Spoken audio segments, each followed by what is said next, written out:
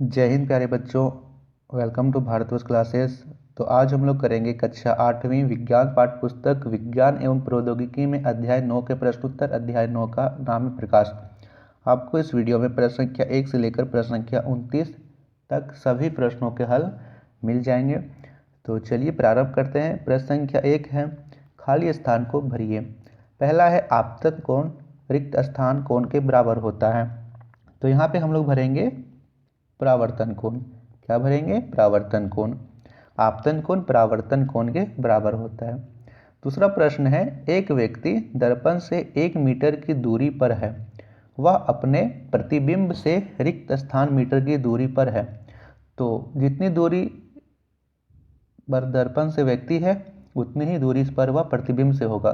तो यहाँ पे भी भरेंगे हम लोग 1 मीटर। चूंकि यहाँ 1 मीटर है तो यह भी 1 मीटर होगा। तीसरा प्रश्न है, यदि आप अपने बाएं हाथ को दाहिने हाथ से छूते हैं तो समतल दर्पण में बने प्रतिबिंब में आप अपने रिक्त स्थान हाथ से छूते प्रतीत होंगे। तो यह हम लोग भरेंगे दाहिने कान को बाएं हाथ से। चूंकि दर्पण में यह चीज विपरीत हो जाती है, क्योंकि पार्श्विक परिवर्तित के कारण यह चीज़ें उल्टा हो जाती है। जैसे हम रियल में तो बाएं कान को दाहिने हाथ से छू रहे हैं, लेकिन वो चीज़ दर्पण में उल्टा दिखाएगा कि हम अपने दाहिने कान को बाएं हाथ से छू रहे हैं। ठीक है। प्रश्न संख्या 4 दे रखा है, पुतली का आकार कम रोशनी में रिक्त स्थान हो जाता है। तो यहाँ पे पुतली का आकार कम रोशनी में बड़ा हो जाता है। बड़ा क्यों होता है? ताकि हम उस पुतली का आकार कम रोशनी में हम चीज़ों को देख सकें। इसका एग्जाम्पल आपने देखा होगा, जैसे आप कमरे में बैठे हुए हो और उस कमरे में पर्याप्त मात्रा में रोशनी है, लाइट जल रहा है, एकाएक लाइट कट जाता है तो आप देखते हो कि आपके आंखों के सामने एक अंधेरा छा जाता है, आप सामने रखी वस्तु को भी नहीं देख पाते और कुछ समय पश्चात फिर से आपको वस्तुएं नजर आने लगती है। ऐसा इसलिए होता है क्योंकि जब कमरे में पर्याप्त मात्रा में रोशनी थी तब आपके पुतली का आकार छोटा था और एकाएक रोशनी के जाने से पुतली का आकार धीरे धीरे बड़ा हो रहा था, इसीलिए आपको कुछ समय तक आपको चीज़ें नज़र नहीं आ रही थी। या फिर आप बाहर धूप में निकलते हो तो देखते हो धूप में, ठीक है, आपको कोई चीज़ सब चीज़ें नज़र आ रही है और आप धूप से एकाएक अंधेरे वाले कमरे में आते हो तो आपको चीज़ें नज़र नहीं आती और कुछ समय पश्चात आपको चीज़ें नज़र आने लगती हैं, क्योंकि कुछ समय पश्चात हमारी आंखों की पुतली का आकार बड़ा हो जाता है। ठीक है। 5वां प्रश्न है, रेटिना पर बना प्रतिबिंब वस्तु के हटने के पश्चात रिक्त स्थान सेकंड तक रेटिना पर बना रहता है। तो यहाँ पे वस्तु के हटने के पश्चात 1/16 सेकंड तक बना रहता है। ठीक है, कितने सेकंड? 1/16 सेकंड तक रेटिना पर रहता है। ठीक है। 6ठा प्रश्न है, आपतन कोण तथा परावर्तन कोण का मान होता है। तो आपतन कोण परावर्तन कोण का मान बराबर होता है। देखिए प्रश्न संख्या 1 प्रश्न संख्या 6 लगभग सेम से है। यहाँ पे भी आपतन कोण परावर्तन कोण के बराबर होता है। आपतन कोण तथा परावर्तन कोण का मान बराबर होता है। मान लीजिए आपतन कोण का मान है 30 डिग्री, तो परावर्तन कोण का भी मान 30 डिग्री होगा। आपतन कोण का मान है 60 डिग्री, परावर्तन कोण का भी मान 60 डिग्री होगा। एक बात और बच्चा कि आपको यहाँ पे कुछ आगे में प्रतिबिंबों की संख्या निकालना होगी। दो समतल दर्पण के बीच इतने डिग्री का कोण बन रहा है तो प्रतिबिंबों की संख्या कितनी होगी, तो मैं आपको उसे निकालने का एकदम सरल तरीका बताऊंगा। आपको याद नहीं रखना है, याद नहीं करना, आपको एकदम सिंपल तरीका बताऊंगा। तो चलिए इसके बाद करते हैं प्रश्न संख्या 3। अच्छा, प्रश्न संख्या 2 है। तो दूसरा प्रश्न यहाँ पे कहता है, आपतित किरण से क्या समझते हैं। तो देखिए इस प्रश्न के अंतर्गत मैं आप सभी को आपतित किरण, परावर्तित किरण, आपतन बिंदु तीनों क्लियर करा दूंगा। तो यहाँ पे कहता है आपतित किरण से आप क्या समझते हैं। तो सबसे पहले आप लोग इसका आंसर लिखेंगे, किसी परावर्तक सतह से टकराने वाली प्रकाश किरण को आपतित किरण कहते हैं। ठीक है। अब यहाँ पे समझते हैं हम लोग, यह एक परावर्तक सतह है, मान लीजिए यह एक समतल दर्पण है। ठीक है, यहाँ से एक प्रकाश की पुंज आ रही है, प्रकाश की किरण आ रही है।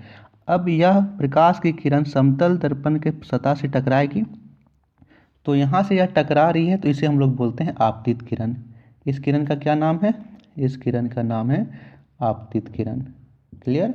अब देखिए यहाँ पे जिस बिंदु पर यह टकरा के वापस लौट रही है, परावर्तित हो जा रही है, इसे बोलेंगे परावर्तित किरण।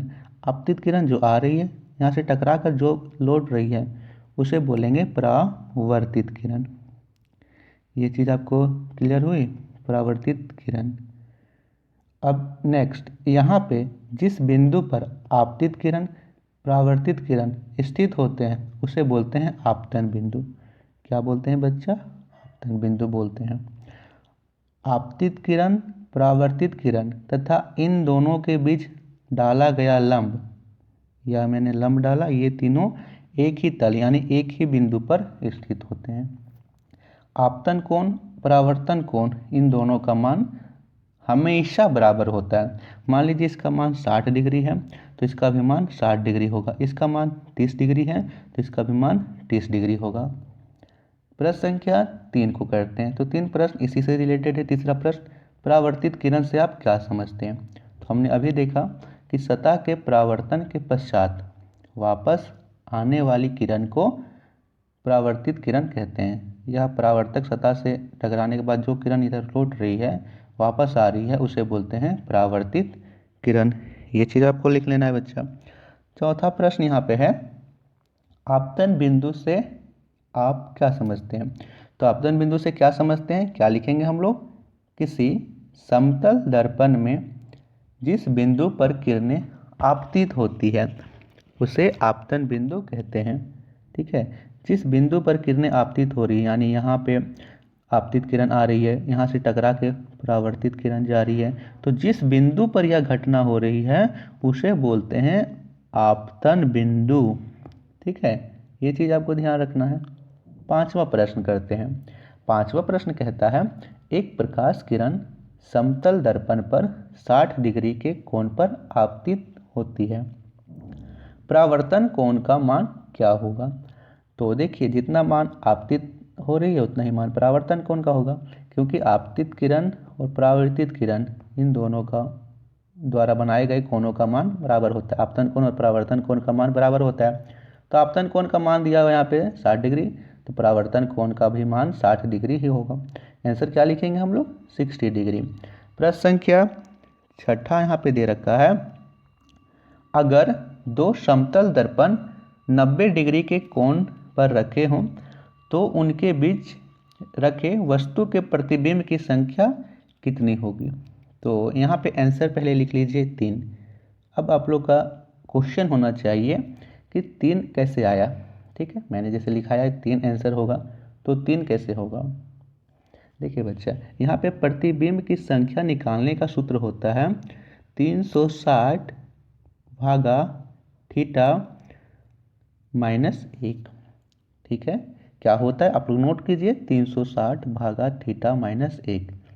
अब यहाँ पे हम लोग रखते हैं थीटा क्या होता है? थीटा जो यहाँ पे मान दे रखा है, मान लीजिए यहाँ 90 दे रखा है तो थीटा की जगह हम लोग 90 रखेंगे। मान लीजिए यहाँ 60 दिया हुआ रहता तो थीटा की जगह हम लोग 60 रखते हैं। यहाँ पे दे रखा है 90 तो यहाँ लिख देंगे 90। अब हम लोग इसे हल कर लेते हैं, यहाँ पे 90 लिख लेंगे। अब देखिए यह भागा है तो 0 से यहाँ 0 कट गया, 9 का पहाड़ा में 36, 4 बार में 9 चौक 36, तो यहाँ पे आया 4 माइनस 1, 4 में से 1 हटाएंगे तो 3 आएगा। नहीं समझ में आ रहा है तो एक बार और अच्छे से समझ लीजिए, फिर से मैं समझाऊंगा। देखिए बच्चों, आपको जब तक समझ में नहीं आएगा तब तक आप लोग प्रयास कीजिए। एक बार समझ में आता है तो मैं आपको 2 बार 3 बार समझा दूंगा। सबसे पहले 360 है, लिख लेंगे बट्टे, यानी भागा तो हम लोग बट्टे में लिख सकते हैं, बट्टे थीटा माइनस 1। थीटा की जगह में यहाँ पे दे रखा है 90 है तो यहाँ पे 90 लिख देंगे, 90। अब देखिए यह एक भाग, यह हमें भागा देना है, यह एक भिन्न है, भिन्न को सरल रूप में तोड़िएगा तो यहाँ भी 0 है, ऊपर भी 0 है तो 0 से 0 कट गया। 9 का पहाड़ा में 36, 4 बार में आता है। अब ऊपर में बचा 4 और इधर है माइनस 1, 4 में से 1 हटाएंगे तो 3, तो कितना आया है? 3 आया है। यहाँ पे मान लीजिए 90 की जगह कुछ और दिया रहता, मान लीजिए यहाँ दिया हुआ था 60, तब प्रतिबिंब की संख्या क्या हो जाती बच्चा? तब प्रतिबिंब की संख्या कुछ और हो जाती है। यहाँ पे 60 रहता ऊपर 360, 0 से 0 कट जाता है, 6 छक 36। अब यहाँ पे बचा 6, 6 में से 1 घटाएंगे तो बचेगा 5। ठीक है, तो ये आप लोग प्रतिबिंब की संख्या आसानी से निकाल सकते हो, सिर्फ आपको ध्यान रखना है 360/θ-1। ठीक है, और थीटा क्या होता है, जो मान यहाँ कोण का दे रखा है उसी को यहाँ पे रख देना है, इजी है। सातवां प्रश्न यहाँ पे कहता है समतल दर्पण किस प्रकार का प्रतिबिंब बनाता है। तो हम लोग इसका आंसर क्या लिखेंगे, इसका आंसर लिखेंगे समतल दर्पण से बना प्रतिबिंब आभासी होता है। ठीक है, दूसरा आप लोग लिखोगे समतल दर्पण से बना प्रतिबिंब दर्पण के पीछे बनता है। तीसरा हम लोग लिखेंगे समतल दर्पण से वस्तु की दूरी तथा प्रतिबिंब की दूरी समान होती है। जैसे हमने प्रश्न संख्या पहला का दूसरा में देखा था कि 1 मीटर पर दर्पण, एक व्यक्ति एक दर्पण से 1 मीटर की दूरी पर स्थित है, तो प्रतिबिंब कितनी मीटर पर बनेगा, 1 मीटर पर, क्योंकि यह तो बराबर होता है। ठीक है, ये आपको ध्यान रखना है।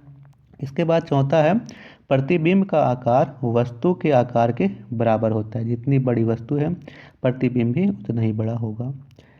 समतल दर्पण से बना प्रतिबिंब सीधा होता है। और इसके बाद लिखेंगे कि समतल दर्पण से बना प्रतिबिंब पार्श्विक परिवर्तित होता है, यानी दाहिने का बायां, बाएं का दाहिने दिखाता है। ठीक है, ये चीज़ आपको लिख लेना है बच्चा। इसके बाद करते हैं प्रश्न संख्या 8वां। तो 8वां प्रश्न यहाँ पे कहता है आप सभी से, प्रश्न संख्या 8वां यहाँ दे रखा है एक प्रकाश किरण समतल दर्पण पर अविलंब की दिशा में आपतित होती है, परावर्तन के पश्चात प्रकाश किधर जाएगी। तो लिखेंगे परावर्तन के पश्चात प्रकाश किरण वापस लौट जाएगी। ठीक है, क्या होगी, वापस लौट जाएगी, सिंपल सा आंसर है। 9वां प्रश्न यहाँ पे दे रखा है नियमित तथा विसरित परावर्तन किस प्रकार के सतहों में होता है। तो पहले लिखेंगे नियमित परावर्तन। नियमित परावर्तन चिकने समतल तथा चिकने परावर्तक सतह पर होता है। और इसमें लिखेंगे विसरित परावर्तन खुरदुरे सतह पर होता है, खुरदुरे सतह पर होता है। तो इसकी जो आपतित किरण परावर्तित किरण इधर उधर चली जाती है और इसके सेम जाती है, ये आपको लिख लेना है। 10वां प्रश्न यहाँ से कहता है एक यंत्र का नाम बताएं जो परावर्तन के नियम पर आधारित है। ठीक है, तो यहाँ पे हम लोग लिखेंगे बहुमूर्तिदर्शी। क्या लिखेंगे, बहुमूर्तिदर्शी। 11वां प्रश्न कहता है आप सभी से मानव नेत्र किस प्रकार का लेंस है। तो इसका आंसर लिखेंगे उत्तल लेंस। मानव नेत्र उत्तल लेंस होता है। 12वां प्रश्न यहाँ पे है आइरिस में स्थित छोटे छिद्र को क्या कहा जाता है। तो लिखेंगे आइरिस में स्थित छोटे छिद्र को पुतली कहा जाता है। क्या कहते हैं उसे, पुतली कहते हैं। जैसे आप लोग, जैसे कि कोई जाता है डॉक्टर के पास, कोई बेहोश होके जाता है, तो डॉक्टर क्या करते हैं, एक टॉर्च लेते हैं और उसकी आंखों में डालते हैं, तो क्या होता है, उससे उसकी पुतली का आकार बड़ा होता है, छोटा होता है। ठीक है, तो उस छिद्र को हम लोग पुतली कहते हैं। 12वां प्रश्न हो गया। 13वां प्रश्न यहाँ आप सभी से कहता है किस प्रक्रिया के कारण श्वेत रंग 7 रंगों में विभक्त हो जाता है। तो लिखेंगे इसे वर्ण विक्षेपण कहते हैं। श्वेत रंगों का 7 रंगों में विभक्त हो जाना वर्ण विक्षेपण कहलाता है। प्रश्न संख्या 14 यहाँ 14 दे रखा है इंद्रधनुष के बनने में कौन सी प्रक्रिया निहित है। तो इंद्रधनुष में कितने रंग होते हैं, 7 रंग होते हैं, और वह जो प्रक्रिया द्वारा बनती है उसे बोलते हैं वर्ण विक्षेपण। चूँकि बूंदों में वर्षा की बूंदे के कारण यहाँ पे जो 7 रंगों में विभक्त हो रही है श्वेत प्रकाश, तो यहाँ पे वर्ण विक्षेपण की प्रक्रिया हो रही है। इसके बाद 15वां प्रश्न कहता है अगर दाहिने हाथ से लिखते हुए तो समतल दर्पण में बना प्रतिबिंब किस हाथ से लिखता हुआ प्रतीत होगा।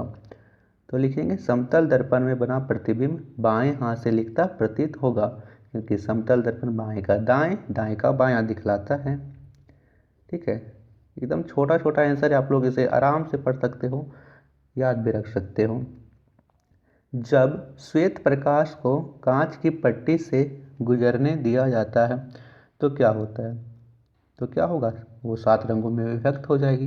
ठीक है, या फिर वहाँ पर कांच की पट्टी मान लो या फिर प्रिज्म मान लो, तो श्वेत प्रकाश 7 रंगों में विभक्त हो जाएगी। ठीक है। 17वां प्रश्न, समतल दर्पण द्वारा बना प्रतिबिंब का पार्श्विक परिवर्तन से आप क्या समझते हैं?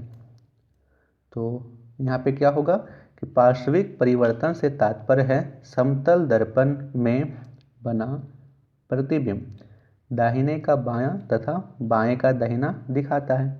ठीक है, हम अपने दाहिने हाथ से बाएं कान को छुएंगे तो प्रतिबिंब में बाएं हाथ से दाहिने कान को छूता प्रतीत होगा।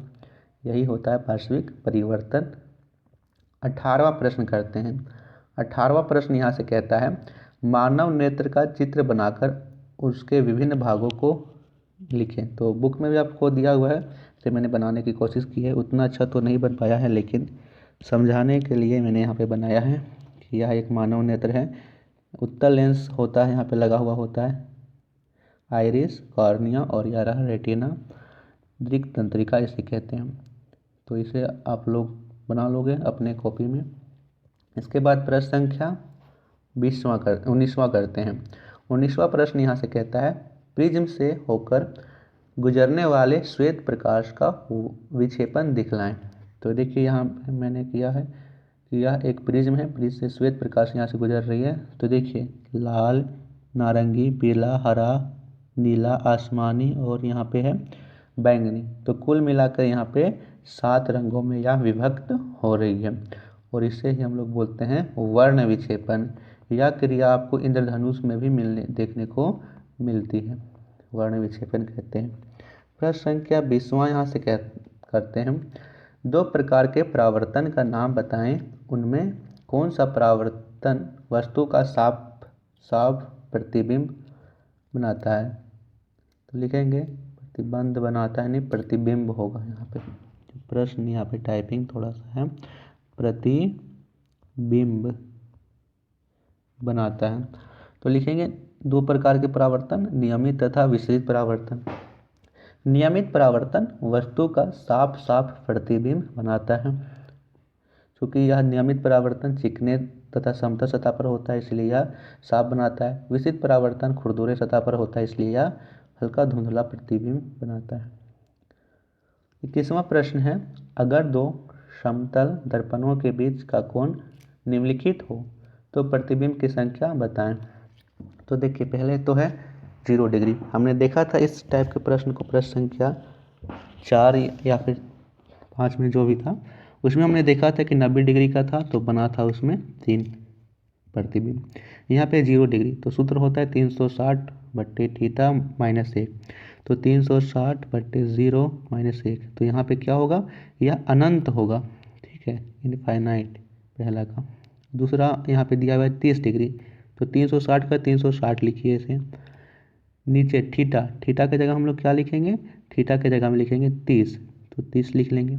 माइनस 1, अब देखिए यहाँ से 0 से 0 कट गया, 3 का पहाड़ा में 3 एकम 3, 3 दूनी 6, 12 आया। तो 12 माइनस 1 कितना आएगा, 11। वही आंसर मैंने यहाँ लिखा है 11।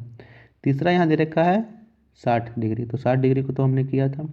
चौथा कर लेते हैं 120 डिग्री, तो 360 बट्टे 120 माइनस 1, 0 से 0 कट गया, 12 तिया 36, 3 माइनस 1 बराबर 2, तो 2 आया है। ठीक है, ये आप लोगों को लिख लेना बच्चा। आप लोगों को यहाँ पे होमवर्क में आपको कमेंट में बताना है कि यदि 2 समतल दर्पणों के बीच का कोण 45 डिग्री हो तो प्रतिबिंबों की संख्या क्या होगी, आपको इस सूत्र से निकालना है। देखते हैं कितने बच्चे राइट आंसर करते हैं इसका।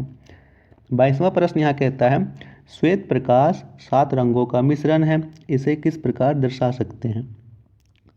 तो लिखेंगे, हम प्रिज्म की सहायता से यह दर्शा सकते हैं कि श्वेत प्रकाश 7 रंगों का मिश्रण है। जब श्वेत प्रकाश को प्रिज्म से गुजारा जाता है तो वह 7 रंगों में विभक्त हो जाती है। ठीक है। 23वां प्रश्न, 23वां प्रश्न कहता है, मानव नेत्र में अंध बिंदु की व्याख्या करें।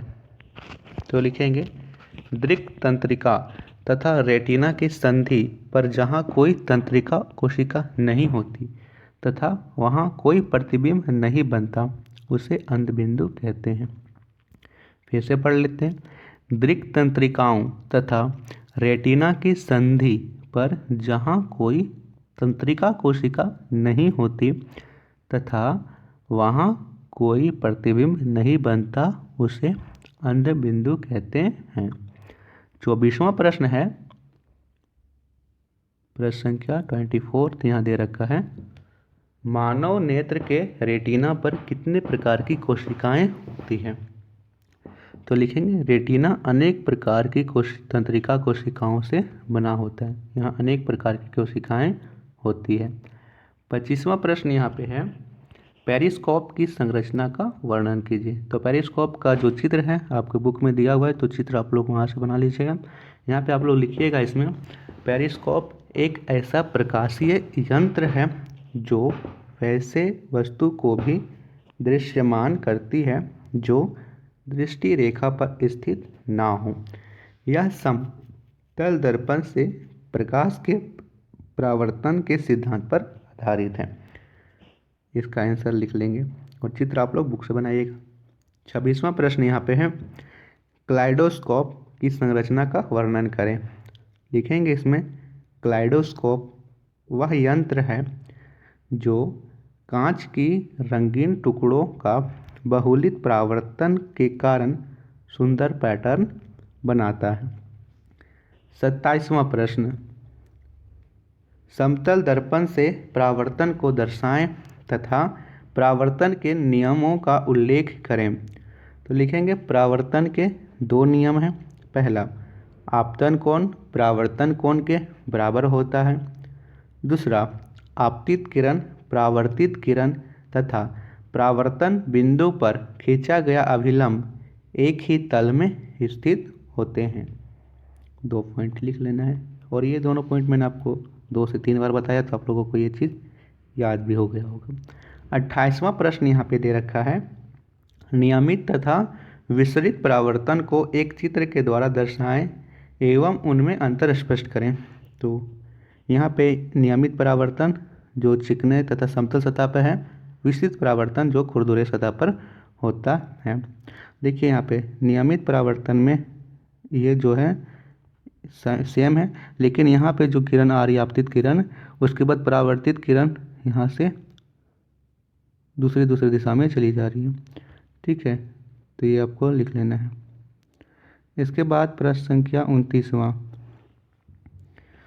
चित्र द्वारा मोमबत्ती का समतल दर्पण के द्वारा बने प्रतिबिंब को दर्शाएं। मोमबत्ती के प्रतिबिंब को देखते हुए समतल दर्पण में बने वाले प्रतिबिंब की विशेषताएं लिखें। तो समतल दर्पण की विशेषताएं मैंने आपको एक प्रश्न में करवाया है, आप लोग वहां से लिख लीजिएगा। तो चलिए इस वीडियो को यहीं तक रखते हैं। तो धन्यवाद आप सभी को। भारतवर्ष क्लासेस पर नए हो तो सब्सक्राइब ज़रूर करना। वीडियो का लाइक है 100, वीडियो का टारगेट है 100 लाइक, तो इस टारगेट को भी ज़रूर पूरा कीजिएगा आप लोग, और आशा करता हूँ कि इस टारगेट को आप लोग जल्दी ही पूरा कर दोगे। धन्यवाद बच्चों।